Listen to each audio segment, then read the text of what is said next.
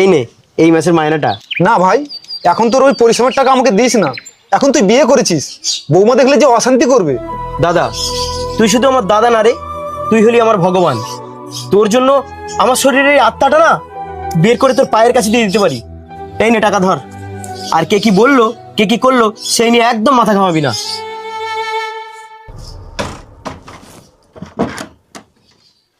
চলো খেতে দেবে, আজ বড্ড কাজের চাপ ছিল। মাসের শেষে পরিশ্রমের টাকাটা যার হাতে তুলে দিয়েছো তাকে গিয়ে বলো না খেতে দিয়ে দেবে। সুচিত্রা, মুখ সামলে কথা বলো। তোমার স্বামীর গায়ে যে সাইবি পশুটা দেখছো না, এই সব কিছু আমার দাদার জন্য।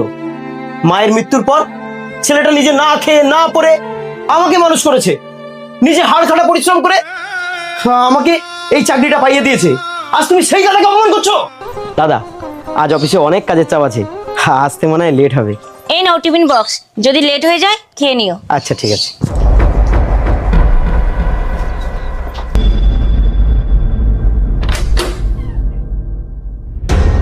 এ কি দাদা, আপনি ঘরের দরজা লাগাচ্ছেন কেন? কেন তুমি জানো না?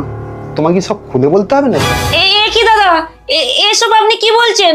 আপনার ভাইয়ের বউ আমি। তো কি হয়েছে তাতে? আমারও শরীরে তো জ্বালা আছে নাকি?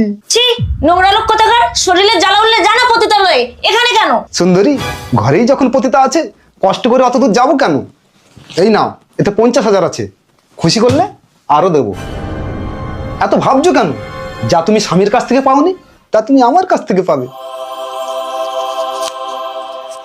এত টাকা? ঠিক আছে, কিন্তু আপনার ভাই জানবে না তো? জানালে তো জানবে। লাইট অফ করে চলে এসো। না না বৌমা, এখন নয়, যখন তখন ভাই চলে আসতে পারে, বরং কালকেই তুমি রেডি থেকো। বৌমা, ভাই তো চলে গেছে, তাহলে তুমি রেডি তো? আমি তোমার জন্য অল টাইম রেডি, কিন্তু তার আগে তুমি টাকাটা ফেলাও। এ বাবা, কালই তো তোমাকে 50,000 দিলাম। এই শালা, মজা নিবি আর টাকার মায়া করছিস? টাকা ফেলা, নইলে তো সব ভিডিও করে রেখেছি, তোর ভাইকে দেখাবো। এই নে, এতে 50,000 আছে, কিন্তু তার আগে একটা সত্যি কথা বলতো, আসলে তুই কে? আরে তুই তো খুব চালাক, আমার সব সত্য জেনে তোর ভাইয়ের কাছ থেকে আমাকে আলাদা করে দিবি? আরে কি যে বলিস না, বিয়ে না করে যখন সব শখ শান্তি তোর কাছ থেকেই পেয়ে যাচ্ছি, তাহলে তো বলা বলির কি আছে? শোন তাহলে, আমি হলাম নিষিদ্ধ পল্লীর টপ মাল, তোর ভাইকে মিথ্যে প্রেমে ফাঁসিয়ে বিয়ে করেছি। আর আজ যখন আমি টাকার লোভ তোকে দেখালাম, তোর আসল লোভটা বেরিয়ে গেল, তাই তো? আর এই জন্যই তুই আমাকে ফুলসজ্জা রাতে বলেছিলি ডক্টর আমাকে 2 মাস শারীরিক রিলেশন করতে না বলেছে। ম্যাডাম, এনাকে অ্যারেস্ট করুন। Yes sir. এই চলো।